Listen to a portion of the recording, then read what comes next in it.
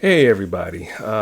When I first thought about doing this podcast, I was a little angry. When I wrote out my notes, I was a little upset. But after taking a few days to let the dust settle in my mind a little bit, I'm not as angry as much as I am concerned. And as you can see, I'm doing a video rather than just an audio podcast. Excuse my background. My wife will probably have a fit because you got the lamp and the hat and everything in the background. We're like, well, look, I'm just here to just put out a little bit of my thoughts. I would do a disclaimer, about if you don't agree, click, scroll, whatever. But all our lives, we've had to have disclaimers for every action that we've had. So I'm not putting a disclaimer on this. I'm just going to say what I have to say. And as people like to say these days, I said what I said, or I will say what I will say. Excuse me. So this is kind of a crude video. I don't like being in front of the camera at all. I feel I have a perfect face for radio. So that's why I mostly do audio podcasts. Because you can see all my gestures, you can see my facial reactions, and if I misstep or misspeak, I might make a little face or something, but so what? Here we go. So, a few days ago at work, I was just in my own head, as I so often am, because we have a lot of downtime where the trades aren't actually doing anything. Shh, don't tell anybody I said that. But during some downtime, I just thought I'd jot down some notes, some thoughts about what was going on with all the Black Lives Matter and the police brutality, excessive force, and the recent hangings and the George Floyd situation. And the question came to my head, is it okay to be black? Then a few seconds later, I thought, of course it's okay to be black, but is it safe to be black?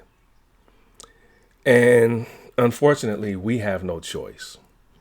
We're black. You can bleach your skin, you can do whatever you want to try to do, but if you're black, and there's nothing that we can do about it.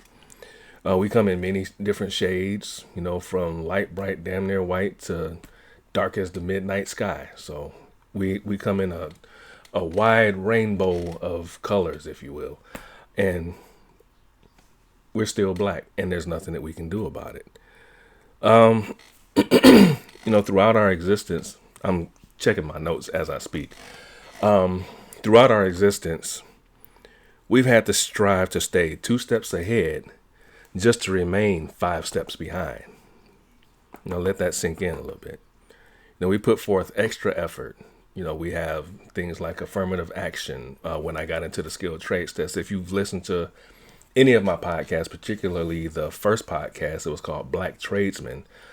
I talk about how there were several of us who applied for the skilled trades program, all black, and we all passed the test with flying colors, but we had to take a second test because there was one woman and we were minorities. There was 4 blacks, one of which was a woman, and there was a Native American.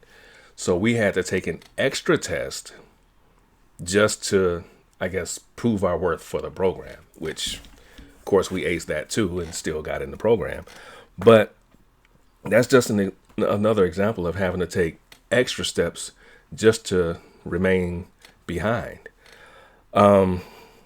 Never mind the fact that some of the most wondrous inventions have come from the minds of our ancestors.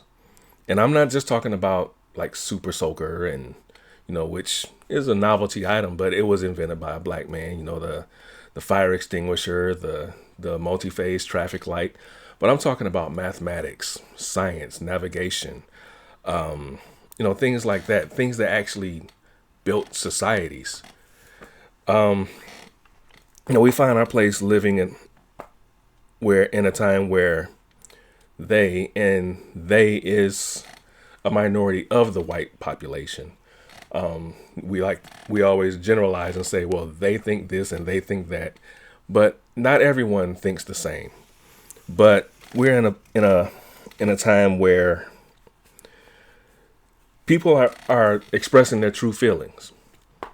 They're compelled to recant their statements and apologize when we say ouch, or when Black Twitter exposes them, or when the Black Lives Matter movement speaks out against something that was said, or it's just anyone points out that what they said could be construed as racist or anti-Semitic or whatever the case may be. Then you get the apology letters and the public statements. Oh, I didn't mean what I said. Yeah, you did. You meant every word of what you said. Your true feelings came out.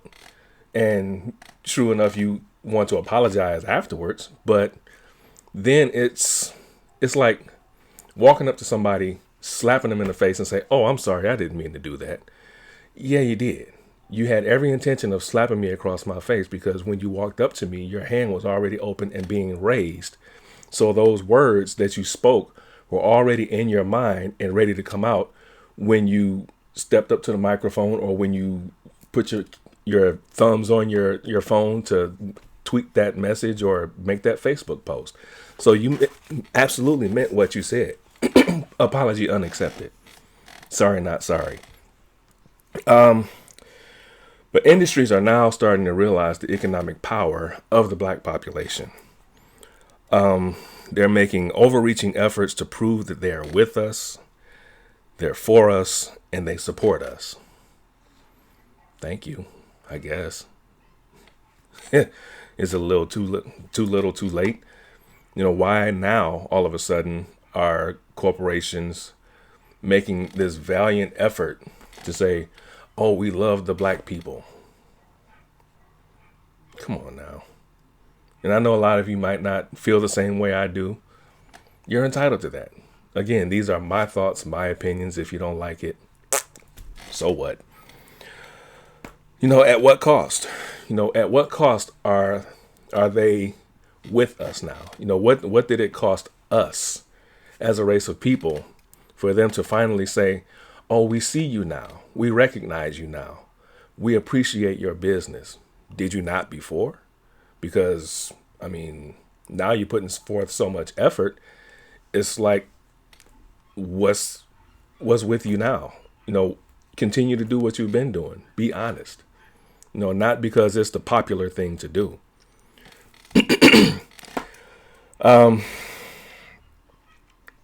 Thousands of gallons of blood has been shed just for our very existence.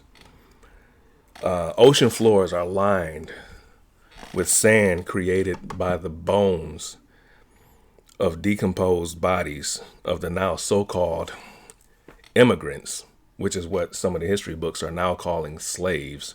They're calling them immigrants. Not quite. An immigrant is someone who chooses to go to a place, usually to better themselves, for a better way of life. Our people were dragged from their nations, from their kingdoms, brought here to work for people who stole this land from another race of people.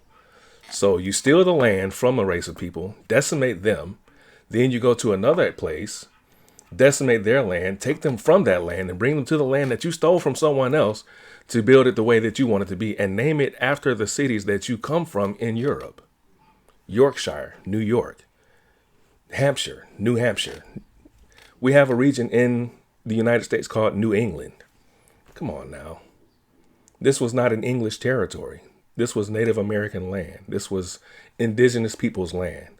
But it was stolen from them for the benefit of creating a new England, because they didn't like the tyranny that they were facing. So you imposed tyranny on the people of the land that you so-called discovered. Really? Yeah, okay. This wasn't really supposed to be a rant, so to speak, but it might turn into that. Rivers flow with the blood, sweat, and tears of those who literally built this nation with our bare hands. I say our, I didn't lay one stone, but my people did. Our people built this nation from the ground up. But the names on the buildings don't reflect us. The statues and the carvings on the mountains don't reflect us. Now, the layout of Washington, D.C., this is just general trivia, was laid out by a black man. A lot of people don't know that because he's not someone who's prominent in the history of that land. But Benjamin Banneker was the person who actually laid out the grid for the city of Washington, D.C. A black man. But you probably won't read about that in any of the history books because, of course, he came from those immigrants. Yeah, imagine that. Excuse my background noise, or not excuse it, whatever, there's noise. I'm turning pages and tapping. I'm a fidgeter. I fidget when I talk. So you don't hear a lot of it when I do my podcast because I can edit all of that out. But again, this is really just a crude, rough video that I just wanted to post. And, if you have some feedback that you want to provide, feel free, go ahead. But I'm not here to argue. I'm not here to debate with anyone. I'm not claiming any political affiliation. I'm just claiming a black affiliation. I am a black man with black children, with a black family, and we are in danger.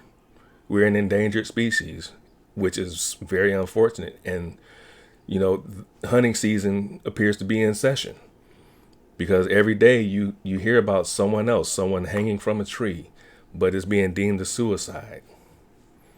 Right. Okay. Suicide. Multiple hangings from trees. Okay. No, I'm not there. So I really don't know if it was or was not. I don't know the people who actually were found hanging from these trees. So, it very well could have been suicide, but it just doesn't add up. 3 plus 3 is not 7. So right now you're trying to tell us that it is. Don't piss on my head and tell me it's raining. You got me? I've never feared another human being. I've always been able to adapt to any environment, talk to any group of people, any class of people, move in any circle. But I now find myself not afraid, but trepidatious. Look it up. When interacting with people.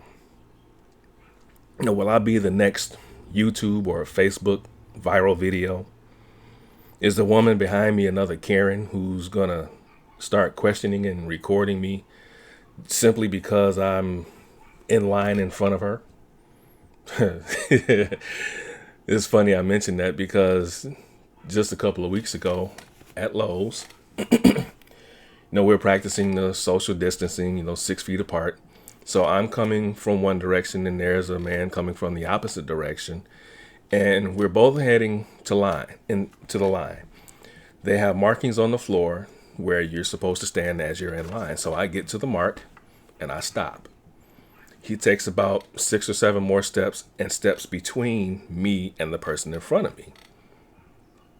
Okay, I don't say anything. I wait. People in front of me move up. He steps forward. So I ask him, are you just gonna step right in front of me even though I was already in line? I asked him in that same tone. No, I didn't get irate. I just simply asked him, all right, do you plan on staying there? No, I really wouldn't have had an issue with it if he just would have acknowledged and said, oh, I'm sorry, did I step in front of you? I probably would have said, oh, no, it's okay. You only have one item. Just go right on ahead. But he said, well, I got here before you, buddy. So as he steps behind me, I just whispered to him, I said, I'm not your buddy. So he gets loud. What? What'd you say? So I turned around and faced him. I said, I am not your buddy. and I proceed to go up to the register because I was next in line. And karma is instant because the cashier could not find the barcode or the SKU number for something that I was purchasing. So she had to call around the store, and it was taking a long time, and he's behind me, he's fidgeting, getting upset. So they call for people at a register a couple of lanes over, and he scoops up his item, and he's running over there. Three people get there ahead of him, so he still had to wait. So yay, karma. But as I was saying, is there another Karen behind me? Can I sit in the food court at the mall while my wife shops without having to show cause for my being there? If a person can't wait for their business partners at a Starbucks, or a student at a university cannot take a nap in the student lounge without being harassed, or a person can't paint on the edifice of their own home without someone questioning whether or not they live there. If the police answer an alarm and they drag the homeowner out on the front lawn in his underwear, questioning whether or not he actually owns the home, who's to say that I can't get questioned just for sitting in the mall, sitting in the center court, eating my Wetzel's pretzels, which I do love while my wife shops, by the way. Cinnamon sugar, thank you very much. I'm throwing a little comedy in here. I'm trying to keep it light just to keep myself from getting upset, because a lot of the things that I'm talking about are things that really dig deep into my soul, the souls of the people that I know, people that I hold near and dear to me. And it's unfortunate that we have to mask our pain with humor, which is why we have some of the best comedians in the business. Dave Chappelle, Richard Pryor, Eddie Murphy, Kevin Hart, they live with pain, but they use humor to show us their pain, but give us a lighter side of it. So I'm injecting a little bit of humor here and there, again, just to keep myself from getting too worked up. I mentioned the recent hangings in California and Texas. There were hangings in Palmdale, Victorville, Houston, Texas. I'm sure there have been more since I jotted this down in my notes. And what's really interesting to me is when I was about 17 years old, I stayed in Lancaster, California with my uncle. Now, that's about an hour outside of LA, out in the Mojave Desert. And Lancaster, Palmdale, and Victorville are three cities that are really close to each other. So when they mentioned Palmdale, my ears kind of perked up. I'm like, I know that area. And then they said Victorville. I'm like, wow, these are areas that I actually hung out in as a teenager. So that really hit home with me, because I'm like, that could have been me. I was young, I won't use the phrase that some people like to say, but I was young and dumb.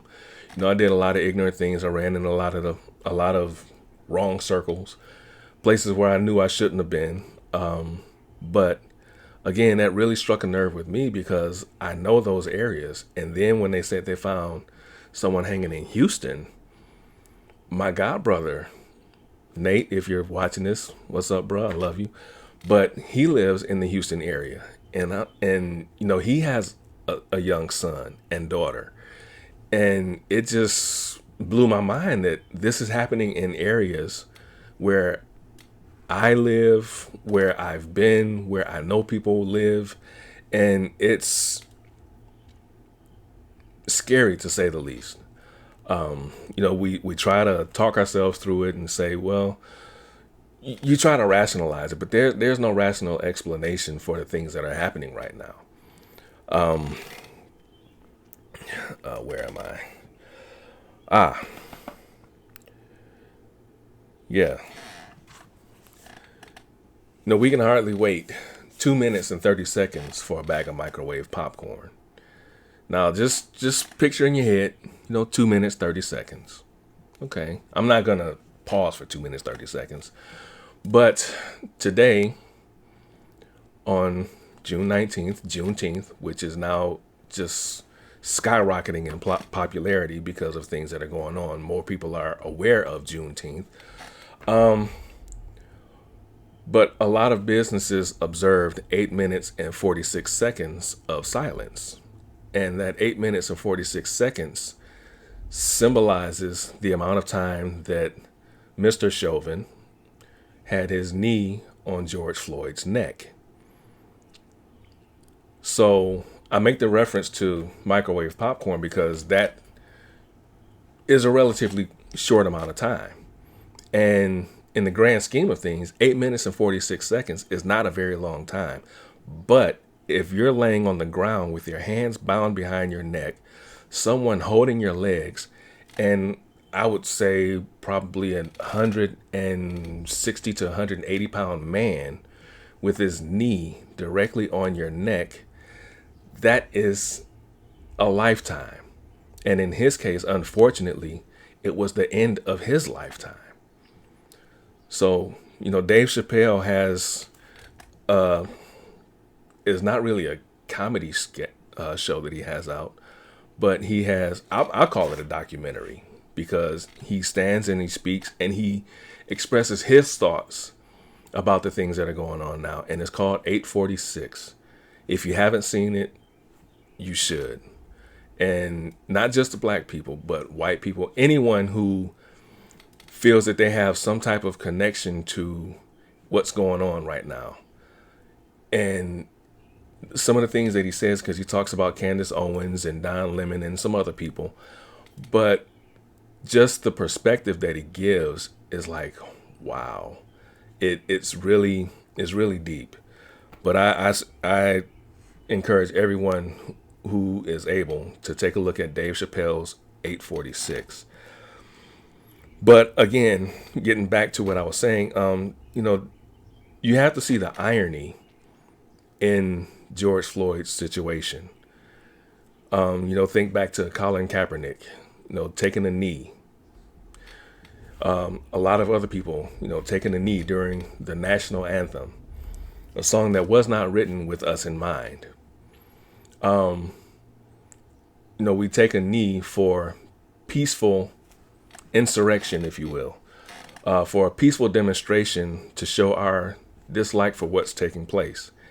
And a man decides to take a knee on someone else's neck and take his life. That's really twisted, really twisted.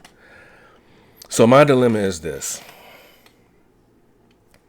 How do I, as a black man, continue to function normally in society when society itself is no longer normal? For us anyway. I worry about my son, my nephews, my cousins, uncles, my father, my newly born grandson. My grandson, he has to be brought up in the results of what's going on now. This isn't going to last forever, I hope. It's going on long enough. But he's only a few weeks old. So he's not affected directly by what's going on. But who's to say that when he becomes a teenager and he becomes self-aware, that a lot of this stuff will still be going on. And, it's up to me as his grandfather and as well as his father to make sure that he understands his place in society. And it's not the place that they give you, but it's the place that you are willing to stand up for. It's the place that you're willing to accept for yourself. Age doesn't appear to be a factor. Young, old, rich, poor. There's no set demographic other than black. And even if you're biracial, if you're perceived as a black man, you're a target. Our own culture is, it's bad enough on itself. Without factoring in, outside racial tension and things of that nature. We have colorism, classism, and the gang culture. That's done enough to just tear our community to shreds. So what do we do with those shreds? I mean, we have to put these pieces back together to make ourselves unified so we can fight this common enemy that we have, which is systemic racism. No, our enemy has made itself very well known and is not ashamed of itself. And sadly, that unashamedness comes from the very top of our nation. I have people that I associate with that are Trump supporters. And not all people who support Trump are bad people. You have some bad apples. Any society, any race of people is going to have good, bad, and ugly. My own race there's some wonderful black people. There are some terrible black people. There are wonderful white people. There are terrible white people. But there are people who support Trump, and I can have a conversation with them. We can have a dialogue. We can sit down and have a discussion, and we can agree to disagree on certain points. Trying to get a little bit more light in here. Oh, there I am. I can see myself now. But it comes from the top, and it comes from our own country's leadership and how he leads this country. He's leading us to hell in a handbasket with gasoline. Again, not everyone who supports Trump is a bad person. And like I said, I can have a conversation with them. We can agree on some points. We can disagree on some points, and we can discuss those things that we disagree on, and just come to a mutual understanding. And there's no love lost. But then you have those who feel this sense of extreme entitlement, and they feel that they're in a class all by themselves, which they are. They're not. I won't start name calling. I won't do it. I will not do it. Not on here anyway. You want to know what I call them? Just contact me personally, and I can tell you what I think. But I digress. No, I'm getting way off. But my point is, we as the black community, and I'm not just talking about in my own close community. I mean worldwide, the worldwide diaspora, the worldwide black community. We need to get over ourselves, first of all, and understand that we all are facing a common enemy. We face a common threat. And like it or not, it's going to take all of us working together to get through it. So those are my thoughts. I love you all. Stay black, stay strong, stay white, stay positive, stay you. That's all you can do. Just be you. Later, everybody.